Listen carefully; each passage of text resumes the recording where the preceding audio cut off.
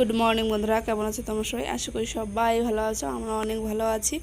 আর তোমাদের সবাইকে এসআই ফ্যামিলিতে অনেক অনেক স্বাগত আর ভালোবাসা। দেখো, আমরা ঘুরতে যাব বলে রওনা দিয়েছিলাম, ভাবতেই পারিনি রবিবারের দিনটা আমাদের এরকম খারাপ যাবে। আমরা সবাই রেডি টেডি হয়ে বেরোলাম ঘুরতে যাব বলে। এই যে আমি, মা, ঈশান আর এই যে শ্রুতি, সামনে আছে ওর বাবা। আর এই যে আমার ঈশান দেখো স্টেশনে খেলছিল খুব। আমরা স্টেশনে পৌঁছেও গেছিলাম, কিন্তু ট্রেন আসেনি। ও ট্রেনে যে লাইনটা ওখানে কাজ চলছিল বলে ট্রেন আসেনি। আমরা গেছিলাম 12টা, আমরা বাড়িতে এসে 2:30, তত সময় আমরা স্টেশনে বসেছিলাম। তার মধ্যে দেখো কি বৃষ্টি, তার মধ্যে ওই পুলের নিচে বসেছিলাম, সমস্যা হয়নি। দেখো বসে বসে শুধু অপেক্ষা করছি কখন ট্রেন আসবে, কখন ট্রেন আসবে, কিন্তু আমাদের কপালটা এতই খারাপ যে ট্রেন। মর্নিং বন্ধুরা, কেমন আছো তোমরা সবাই? আশা করি সবাই ভালো আছো, আমরা অনেক ভালো আছি। সকালবেলা তোমাদের সবাইকে এসআই ফ্যামিলিতে স্বাগত, অনেক অনেক ভালোবাসা। সকালবেলাতে অনেক কাজ করেছি, ভিডিও করার টাইম পাইনি। এখনও শ্রুতিকে আনলাম, রান্নাবান্না করলাম। সোমবারে যে মন্দিরেও যাবো, কারণ স্নান ধ্যান হয়নি, মনাকে আনতে গেছিলাম। কারণ তোমাদের দাদাভাইয়ের খুব জ্বর। এখন দেখি কী করি, চলো দেখতে থাকো তোমরা। চলো, আমি স্নান ধ্যান করে চলে এসেছি। এখন ঠাকুরের থালা বার্তন ধুয়ে নিই। চলো ঠাকুরের থালা বার্তন। চলো, আমি এখন মন্দিরে আছি, মন্দিরে পুজোটা দিয়ে আসি আগে। দেরি হয়ে গেছে, অনেক দেরি হয়ে গেছে।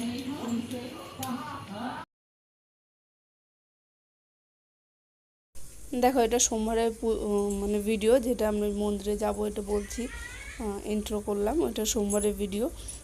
আমি পুজো টুজো দিয়ে এসে জামা কাপড় ছেড়ে হাত দেখেছি, যখন হালকা একটু রোদ্দুর আসছে তখন আমি জামাগুলো মেলে দিলাম। সব মেলে দিয়া 10 মিনিট পরে আবার এত জোরে বৃষ্টি আসলো দিনভরে। আমার এখনও, এটা আমি রাত্রে ভয়েস দিচ্ছি, আমি এখনও বালতিতে আমার আছে। রাত্রে কি করব, আমাদের ভিতরে যে আছে দড়িটা টানানো আছে, ওর মধ্যেই সব মেলে দেবো। আমার জামা কাপড়গুলো সব ভেজা, আজকে শুকায়নি। 2-3 বার গেলাম উপরে, যে যদি হয়, রোদ হয়, হালকা একটু যদি শুকিয়ে যায় তাহলে আমার ভালো হবে।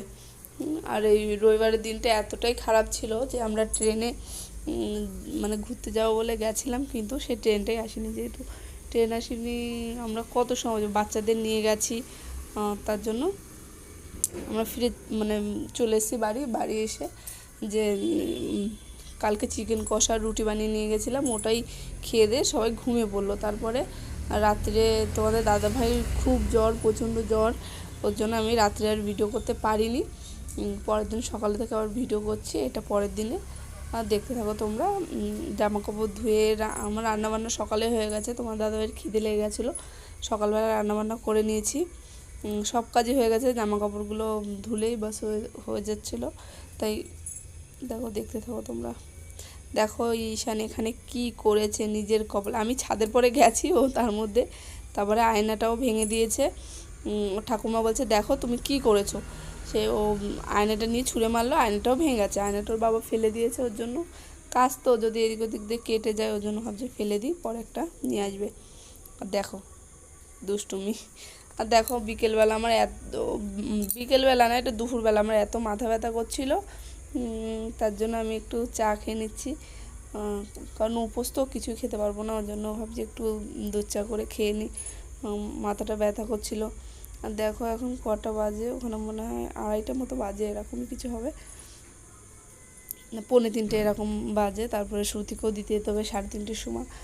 দেখো এখানে একটা পার্সেল আমি অর্ডার দিয়েছিলাম, ওই যে জামা কাপড়গুলো ওই টেবিলে পরে থাকে না, ভাবছি শাড়িগুলো তো বেশি সময় পরি না, বেশিরভাগ সোমবারটাই পরা হয়। মারও শাড়ি আছে, ভাবছি তার জন্য শাড়ি রাখার জন্য ওই পার্সেলগুলো আছে না, শাড়ি রাখা যায় ব্যাগগুলো, ওইগুলো নিয়েছি।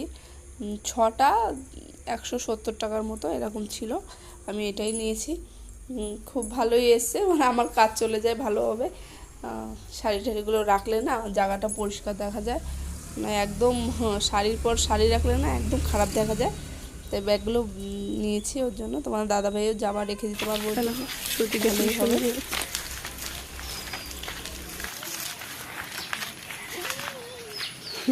খুব সুন্দর জায়গা। দুবার জামা কাপড় মেলে দিয়ে এসেছি, আর এবার হলে 3বার। মেঘ আবার মনে হচ্ছে বৃষ্টি আসবে, চলো কি হয় দেখাই যাবে।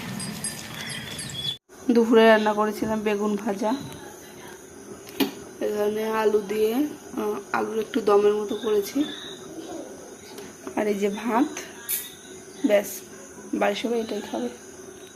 আর একটু বেগুনের তরকারি আছে। এখন সন্ধ্যা হয়ে গেছে, আমার সন্ধ্যে দেওয়া হয়ে গেছে, পুজো দিয়েছি। এখন আমার জন্য একটু খিচুড়ি বানাবো। খিচুড়ি বানালে ব্যাস আমি খেয়ে নেবো, কারণ সবাই তো কম বেশি হয়ে গেছে। দুপুরে আমি যেহেতু উপোস ছিলাম, তাই মা বললো তুমি করে খেয়ে নাও, বা তুমি যা খাবা। তো আমি সাবুদানার খিচুড়ি চলো বানিয়ে নিই, তারপর দেখাচ্ছি। দেখো আমার সাবুদানার খিচুড়ি বানানো হয়ে গেছে, এখন আমি এটা খেয়ে উপোস ভাঙবো।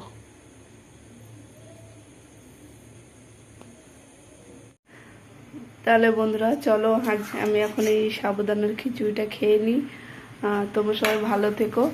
আমি আজকে আমার ভিডিওটা এখানেই শেষ করছি। চলো, গুড নাইট, বাই।